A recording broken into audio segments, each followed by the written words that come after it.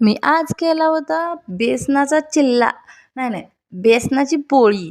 आमच्याकडे बेसनाची पोळीच म्हणतात बरं का ह्याला. ह्याला काय बेसनाचा चिल्ला-बिल्ला काय म्हणत नाहीत. किती पण स्टँडर्ड नाव असू द्या, तरी पण आम्हाला बेसनाची पोळीच आवडते. आणि केल्या जरा स्टँडर्ड कांदा, टमाटो टाकून. पण आम्हाला तशी पण आवडते बिना कांदा, टमाटो, कोथिंबीर टाकताना. आता काहीतरी तोंडाचं चोचलं म्हणून हे कांदा, टमाटो टाकून केल्या.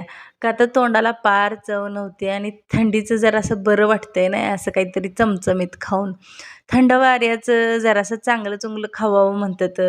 मग हे असं दाबून-दाबून तिला बघा चांगली चपचपीत तेल लावून भाजायची आणि गरम-गरम ताटात घ्यायची खायला आणि कालवण पण गरम-गरमच घ्यायचं. चपाती, कालवण, बेसनाची पोळी असं सगळं गरम-गरम घ्यायचं आणि चाकत-माकत, चाकत-माकत खायचं बघा माझ्यासारखं.